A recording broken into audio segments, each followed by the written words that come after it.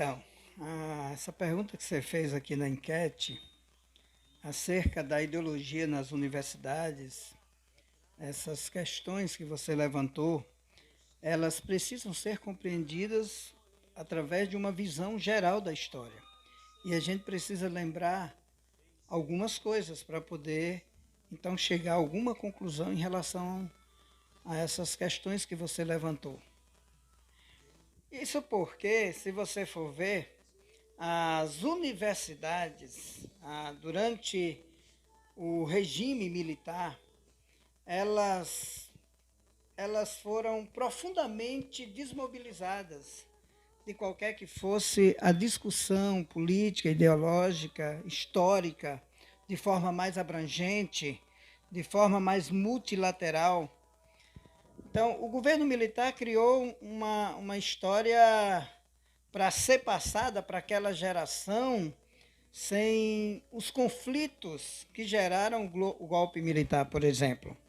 Porque quando aquela história era contada, era chamada de os atos da revolução e não os atos do golpe militar. Era contada como a história do conquistador benfeitor.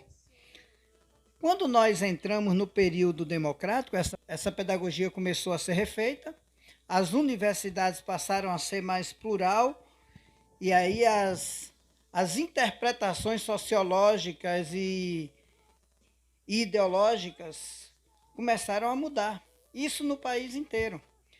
Só que depois que o governo do PT tomou o controle da nação, da situação, nós tivemos 2 décadas de um aparelhamento ideológico nas escolas. E aí foi diferente, porque o dos militares era uma tentativa de não discutir questões, era ouvir e reter aquilo. Quando o governo do PT entrou, o aparelhamento foi para colocar em toda a classe, toda a escola, toda a universidade, uma pessoa com um olhar de ideologia marxista-leninista, aplicada a qualquer que fosse o aspecto do saber. Então, qualquer assunto ia ter a chave hermenêutica leninista, marxista, como sendo a chave hermenêutica para se interpretar e para se dar uma explicação em qualquer que fosse a área múltipla do conhecimento. Só que, durante todos esses anos, a gente teve nas escolas uma multidão de professores, desde o fundamental até as universidades, pessoas altamente engajadas, pessoas fervorosas, militantes, completamente apaixonados de uma visão só, profundamente ligada ao PT e comprometida em anunciar aquela ideologia. Então, para você se tornar um cidadão, você praticamente teria que ser PT, teria que ser marxista, leninista. Isso se aplicou em todos os níveis das escolas. Agora, você, quando entra na universidade, ali na época do PT, principalmente, você vai ver que logo no início a moçada já começa a ter posições firmadas, sem ter nenhum conhecimento, porque simplesmente foi seduzida por um professor que fez dele um amigo e criou, a partir daquela amizade, um culto à personalidade. Aí o professor aberto, misturado com toda a garotada ali, fazendo a cabeça daquela garotada, só que ele olhava a partir desse olhar ideológico partidário. Então, os que entravam na universidade estavam totalmente preparados para serem totalmente manipulados. Isso vai acontecendo nas universidades com muita frequência. E aí você começa a formar zumbis. E aí começa a surgir as defesas do homossexualismo, defesa do lesbianismo, depois começa a se defender até mesmo a questão da orientação sexual, se questão de gêneros. E essas coisas começam a surgir na universidade porque isso foi sendo doutrinada pelo PT de maneira cuidadosamente sistemática durante, sei lá, 14, 15 anos aí. Então, eu sou a favor de múltiplas versões, eu sou a favor de liberdade de expressões, liberdade de ideias. Eu acho que a universidade é o lugar onde se deve trazer todas as versões, todas as visões, e aí apresenta, pondera, critica, e vai ajudando o pessoal a pensar e a chegar às suas conclusões. Mas, na verdade, as universidades estão totalmente indutivas, totalmente monocrático e vai se dando diretivas e quem não obedece aquilo sofre bulo emocional, bulo comportamental, bullying social, sofre bullying de todas as formas, é ridicularizado. Quem pensa diferente é idiotificado, é objeto de todo tipo de enfrentamento hostil.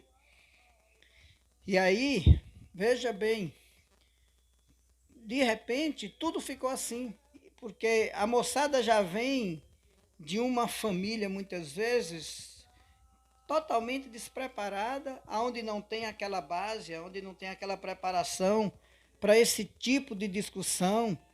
E, cara, é muito complicado. A maioria hoje não tem nenhuma memória prévia da família, de onde se originou.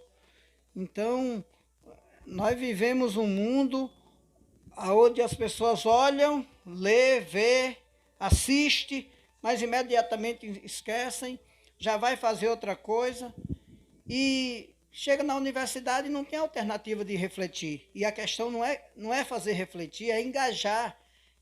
A questão nas universidades é fazer aderir àquela ideologia. Não é educar. O grande interesse parece que é conquistar e não educar. É converter o aluno a determinada ideologia.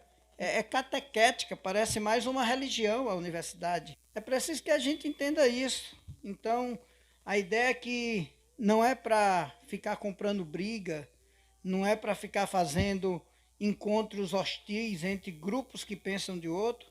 Eu sou contra. Eu sou contra ficar trazendo essas brigas, essas discussões sem fundamento.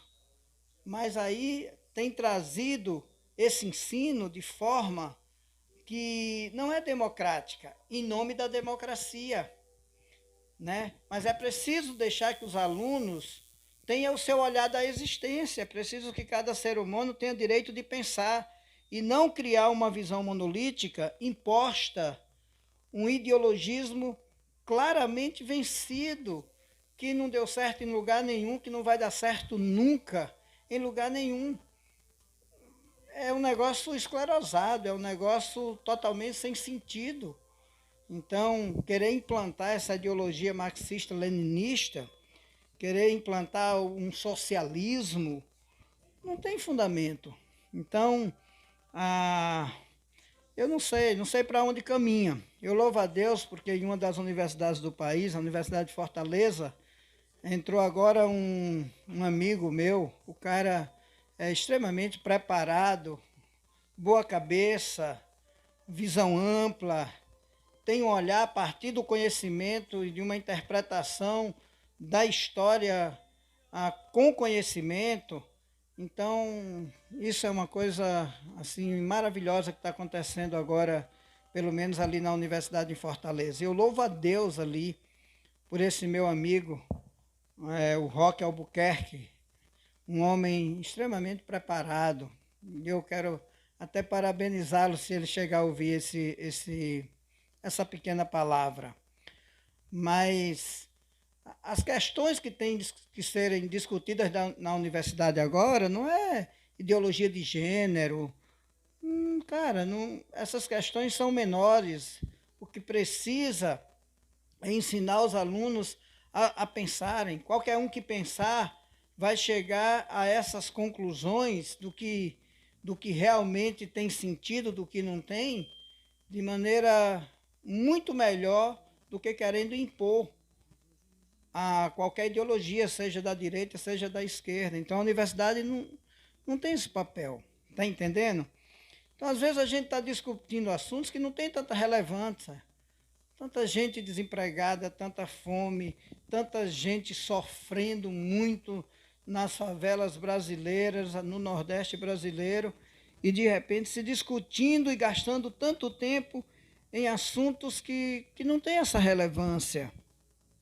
Não tem essa relevância. Tanta corrupção, tanto desvio, tanto roubo, tantas inseguranças estabelecidas no país inteiro. E é preciso fazer reforma em todas as áreas do país, e inclusive reforma da Previdência, reforma fiscal, reforma política, reforma educacional. É preciso mudar o Estado, mudar a maneira de ver as coisas, mudar a maneira de enxergar.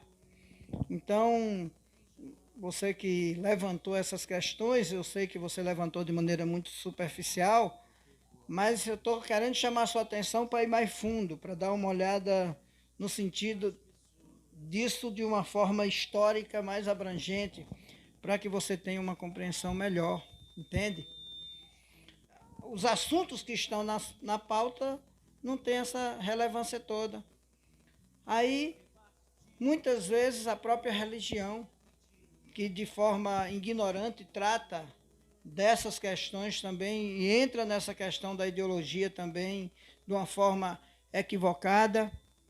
E a gente tem que ter cuidado com tudo isso, sabe? É um conjunto de coisas.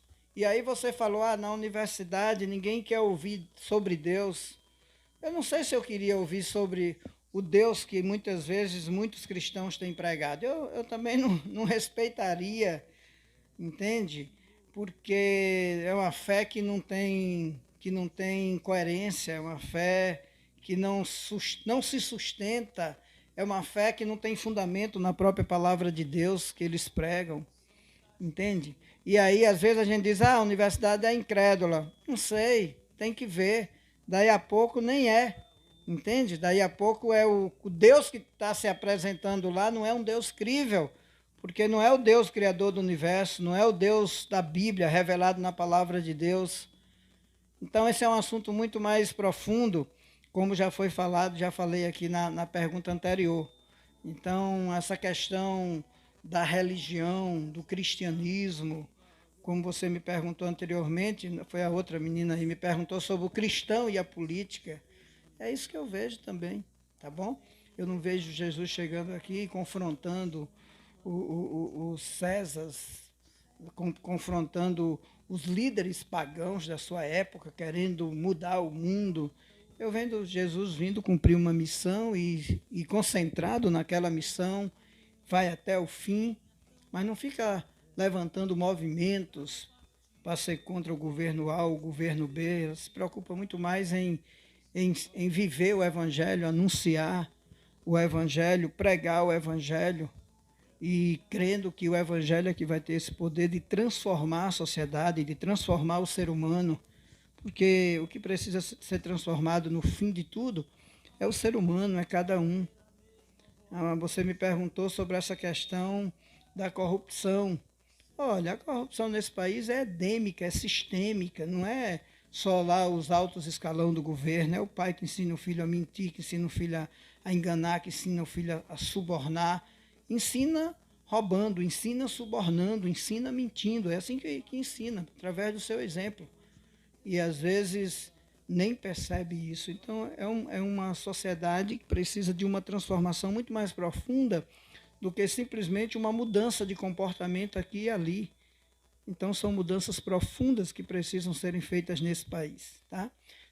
Uma palavra, demorei para responder, para não responder, mas para ventilar um pouquinho sobre o assunto que você abordou, mas é porque esse assunto é importante e eu queria despertar você a cavar fundo e ir atrás dessas coisas que estou falando aqui.